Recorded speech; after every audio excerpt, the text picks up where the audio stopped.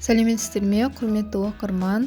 Бүгін сіздерге уәде еткенімдей секпілді кетіруге арналған ағартатын маскалар туралы айтатын боламын. Видеоны бастамас бұрын менің каналыма тіркелуді ұмытпаңыз.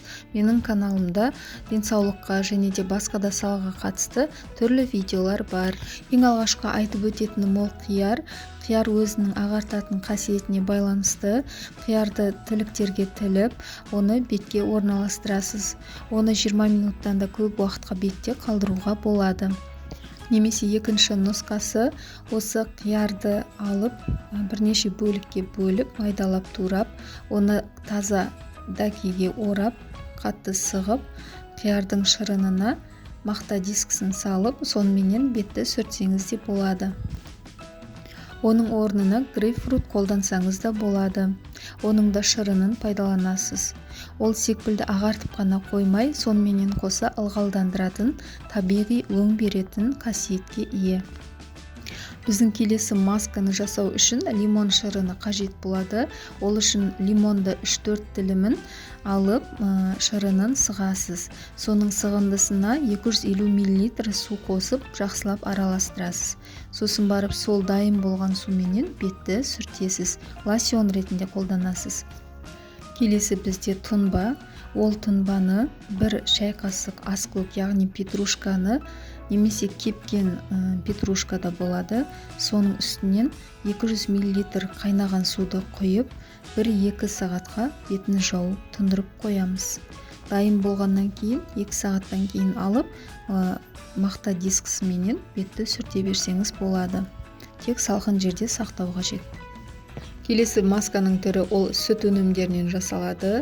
Оған кез келген қаймақ, айран немесе сүзбе де болады.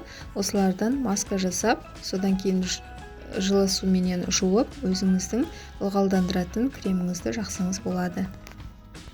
Келесі маска үшін бізге кез келген цитрусты жемістің цедрасы қажет болады, яғни қабығы қажет болады. Апельсин, мандарин немесе лимонды пайдалансаңыз да болады.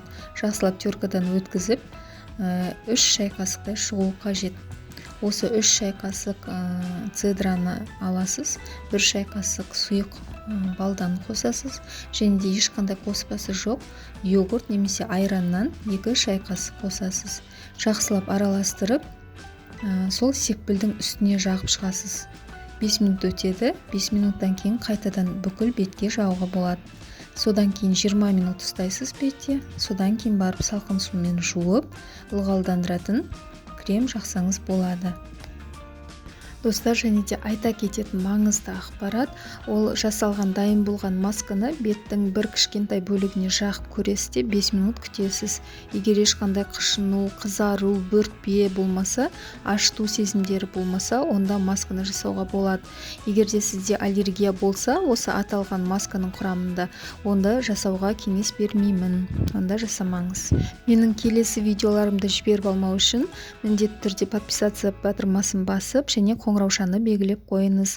Менің келесі пайдалы видеоларымда кездескенше сау болыңыздар.